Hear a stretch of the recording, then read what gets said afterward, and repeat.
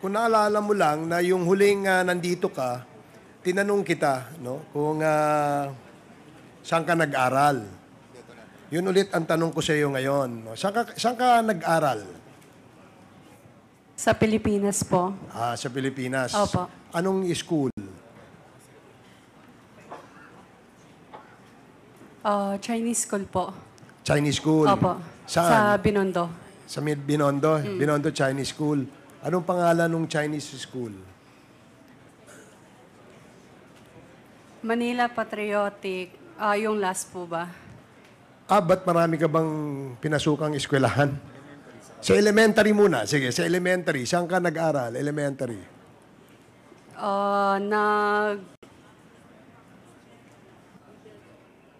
Pinakalas ko po is Manila Patriotic School po. Manila Patriotic School sa Binondo. Yes po. Hindi kasi ako familiar dun sa school na yon. So, maybe Comsec, can we ask yung registration ng Manila Patriotic School na yon? Elementary, doon ka rin ba nag-aral? Elementary lang po yung inaral ko. So high school, hindi ka na tumuloy? Hindi po. Nag-aral ka na sa China? Hindi po. Hindi ka ba nag-aral sa China? Hindi ka. So, dito ka lang sa Pilipinas, elementary lang. Hanggang anong grade? Grade 6? Grade 6? Hindi po yata natapos eh. Grade 5. So, meron akong picture dito. Nakatoga ka ng graduation. Ito, mukhang high school graduation yata to o college. Can we ask the page to please show this to Miss Cassie Ong? Anong school to? Public school po yan. ALS po. Pero po, hindi po yan natapos. Bali, parang pumunta lang ako ng ilang beses. Pero yung ALS, di ba, high school yan? Di ba yung pang high school yung ALS, di ba? Parang, Alternative Learning System, di ba? So, meron kang, nakarehistro ka, no, sa DepEd na nag-avail ka ng ALS. hindi ko po sure, Hindi. Mr. Chair. Kasi, paano ka naka-enroll sa ALS kung hindi ka, kasi pag nag-enroll ka, syempre, mariregister yung pangalan mo ron, di ba? Di ba? Opo. Mr. Chair. Ganda nga ng picture mo rito, graduate ka, Sabi ni Ronaldin Baterna, di ba? Sa sa Manila ito.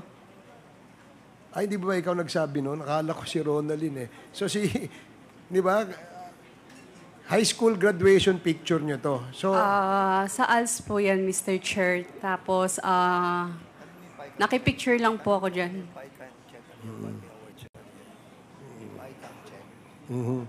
Hindi, kasi uniform yata ito ng Chiang Kai-shek. Hindi ba? Hindi ka ba sa Chiang Kai-shek? Chiang Kai-shek Award. Meron ka pang award dito Merong... Oo. So, ito... bakit ka may ganitong picture? Ayan. How do we show this? Ayan.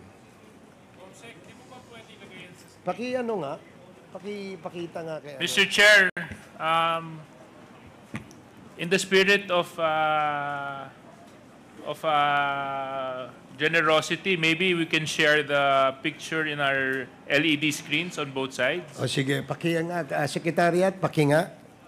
Please. So, sige, habang inaano natin yan, so, nagpa-picture ka lang ng toga. Pakisoli daw yung cellphone ni Congressman Fernandez pagkatapos.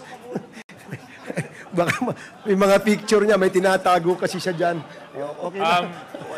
Mr. Chair, I would like to... Mr. Chairman, I refuse to surrender my cellphone. Okay. Because there are a lot of pictures in here that might incriminate myself. Okay, I perfectly understand your situation, Congressman Fernandez. So, and if the resource persons have manifested that this toga that she was using was used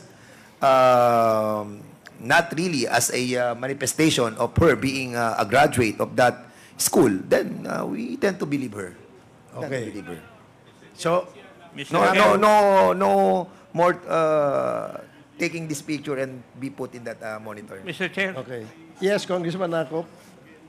nung una po, may mga impormasyon si Honorable Fernandez na hindi ko alam eh. Ngayon, ito na naman. May know kung si Madam Cassie ang nagpadala sa kanya ng picture na yan? Kasi ikaw ba nagpadala ng picture na yon kay Congressman Fernandez? Hindi po, Mr. Chair. O sige. So, gaya ng tanong ko kanina, nasagot mo naman, sabi mo naman ay elementary, no? Pero yung picture na yan pang high school, nagpa-picture ka lang. Di ba? Okay. Saan mo ginamit yung picture na yan? Na naka-toga ka? Wala lang, para lang meron ka lang profile pic. Bali po, I think graduation po ng ALS noon. Tapos pumunta lang po ako. Tapos sakto may ano dang. So, sumali ka lang sa picture. Opo. Oo. Tapos, Pero hindi mo natapos yung ALS mo. pumasok lang ako. 2 beses, 3 beses kasi gusto ko lang po i-try. Natatandaan mo yung pangalan ng teacher na napasukan mo? Hindi mo- Ma'am Daisy? Daisy. Opo. So, wala ka ring teacher na Rubilin, ang pangalan? Wala, no? Sige. Okay, sige.